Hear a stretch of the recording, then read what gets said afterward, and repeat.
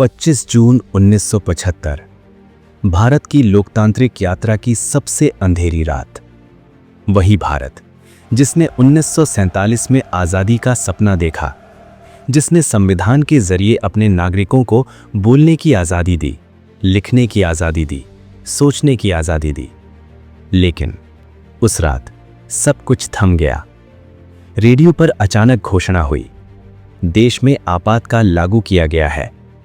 बिना संसद की बहस, बिना जनता की सहमति, बिना चेतावनी, पूरे भारत में लोकतंत्र को सुला दिया गया। सोचिए, सुबह उठते ही अखबार गायब है, नेताओं को रातों रात जेलों में डाल दिया गया है, पुलिस के पास असीमित ताकत है और आम आदमी के पास सिर्फ डर। ये कोई युद्ध नहीं था, न कोई विदेशी हमला।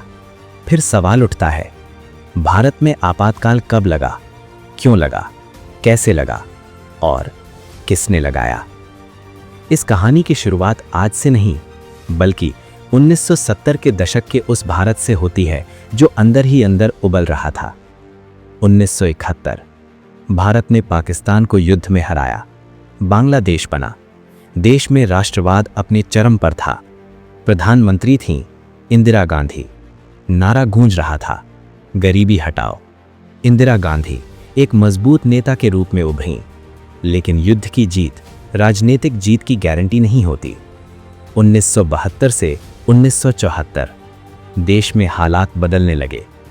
महंगाई बढ़ रही थी, पेट्रोल, अनाज, दाल सब महंगा, बेरोजगारी चरम पर, फैक्ट्रियां बंद, किसान परेशान, छात्र सड़कों पर उतरने लगे। बिहार, गुजरात, हर जगह विरोध। गुजरात आंदोलन, छात्रों ने भ्रष्टाचार के खिलाफ मोर्चा खोला, सरकार हिली, इंदिरा गांधी को पहली बार सत्ता खिसकती दिखी। उसी समय एक और आवाज तेज हो रही थी। एक बुजुर्ग, एक समाज सेवी, एक क्रांतिकारी, जयप्रकाश नारायण, जिन्हें देश जेपी के नाम से जानता था। जेपी बोले, सिंहासन खाली करो कि जनता आती है।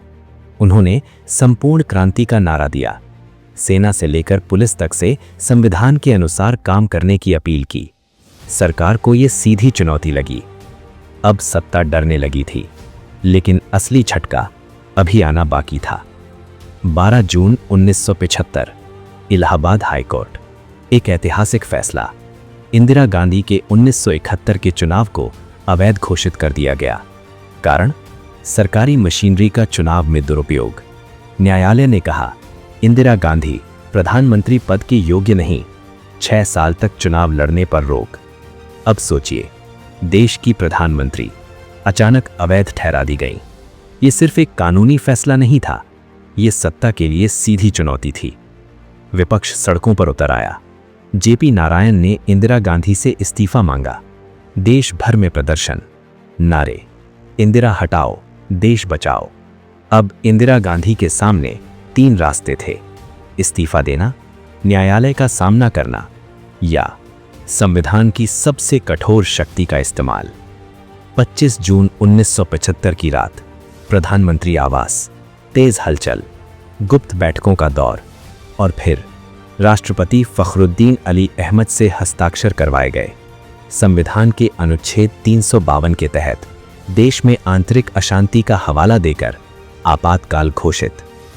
घड़ी में मध्यरात्रि, देश सो रहा था और लोकतंत्र कैद हो चुका था। सुबह होते ही हजारों नेता, पत्रकार, कार्यकर्ता सब जेल में। अखबारों पर सेंसरशिप, जो लिखा जाएगा सरकार तय करेगी, जो बोलेगा वो जेल जाएगा। रेडियो पर प्रधानमंत्री की आवाज, देश में अनुशासन लाने के लिए आपातकाल जरूरी था।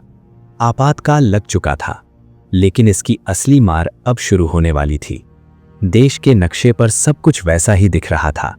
रेल चल रही थी, दफ्तर खुल रहे थे, बाजार सजे हुए थे, लेकिन आजादी गायब थी। 25 जून 1975 के बाद की सुबह लोगों ने अखबार उठाए तो पन्ने खामोश थे। खबरें थीं, पर सच्चाई नहीं। सरकार की इजाजत के बिना एक शब्द भी नहीं छप सकता था। इसे कहते हैं सेंसरशिप।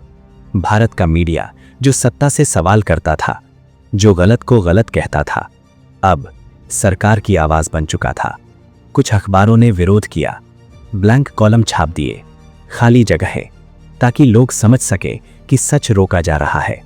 लेकिन उनकी छपाई रोक दी गई, प्रेस सील कर दी गई, संपादक गिरफ्तार, रेडियो, दूरदर्शन, सिर्फ सरकार, सिर्फ एक आवाज।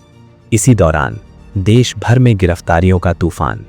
रात के अंधेरे में दरवाजे खटखटाए जाते, बिना वारंट, बिना आरोप। नेता, छात्र, मजदूर, पत्रकार सब उठाए जाते। ये सब हुआ एक कानून के तहत, Misa, MISA, maintenance of internal security act. इस कानून में कोई सवाल नहीं, कोई अदालत नहीं। सरकार कहे और आदमी जेल में। हजारों लोग महीनों, सालों बिना मुकदमे के जेलों में बंद रहे। सोचिए, आपने कोई अपराध नहीं किया, फिर भी आप जेल में हैं। आप बोल नहीं सकते, आप लिख नहीं सकते, आप शिकायत नहीं कर सकते, क्योंकि संविधान के मौलिक अधिकार निलंबित कर दिए गए थे। सुप्रीम कोर्ट तक ने कह दिया, आपातकाल में सरकार जो चाहे कर सकती है, यहां तक कि जीवन भी छीन सकती है। देश में कानून तो था, लेकिन न्याय नहीं। दिल्ली में झुग्गियां तोड़ी गईं, हजारों लोग बेघर। कारण 100 शहर सुंदर बनाना।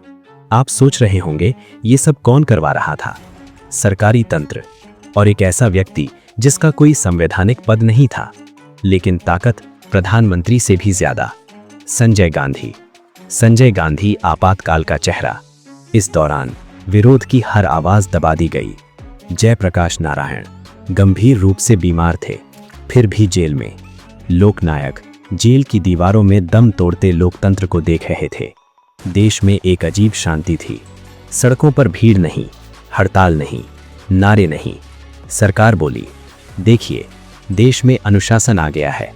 लेकिन ये अनुशासन डर से पैदा हुआ था। घर में बैठा आदमी धीमी आवाज में बात करता, फोन पर फुसफुसाता, क्योंकि उसे नहीं पता कौन सुन रहा है। बच्चों को सिखाया गया, राजनीति की बात मत करना। ये था आपातकाल का भारत। बाहर से शांत, अंदर से सहमा हुआ। लेकिन इतिहास गवाह है, डर चाहे जितना हो, सच ज्यादा देर दबा नहीं रहता। जनता के भीतर गुस्सा उबल रहा था। जेलों में बंद नेता संघर्ष की योजना बना रहे थे। और फिर एक दिन सरकार ने सबसे बड़ी भूल कर दी। इंदिरा गांधी ने आपातकाल हटाने और चुनाव कराने की घोषणा कर दी। उन्हें लगा जनता अनुशासन से खुश है। उन्हें लगा डर ने सब भुला दिया है। लेकिन जनता सब कुछ याद रखती है। 19 जनवरी 1977, देश को चौंकाने वाली घोषणा। आपातकाल समाप्त किया जाएगा और लोकसभा चुनाव कराए जाएंगे। पूरे देश में सन्नाटा। लोगों को यकीन नहीं हुआ। क्या सच में? क्या डर का ये दौर खत्म होने वाला है? सरकार को लगा 2 साल का आपातकाल, कड़ी कार्यवाही, डर, अनुशासन, लोग सब भूल चुके होंगे। लेकिन सत्ता ये भूल गई थी, भारत की जनता सब कुछ सह सकती है, पर अपमान नहीं भूलती। जेलों के दरवाजे खुले, नेता बाहर आए, कमजोर, बीमार, लेकिन इच्छा शक्ति पहले से ज्यादा मजबूत। जेपी नारायण व्हील चेयर पर थे, शरीर थका हुआ, लेकिन आवाज में आग। जेपी बोले, ये चुनाव सिर्फ सत्ता का नहीं, लोकतंत्र का है। अब एक नई चुनौती थी। विपक्ष बिखरा हुआ था, अलग अलग दल, अलग अलग नेता। अगर अलग लड़े तो हार तय थी। और यहीं इतिहास ने करवट ली। एक नया दल बना, जनता पार्टी। न कोई बड़ा चेहरा, न कोई एक नेता, चेहरा था जनता। नारा सीधा था, लोकतंत्र बचाओ, तानाशाही हटाओ। गांव-गांव, गली-गली, नेता नहीं, पीड़ित बोल रहे थे। किसी का भाई जेल में था, किसी की जबरन नसबंदी हुई थी, किसी का घर तोड़ा गया था।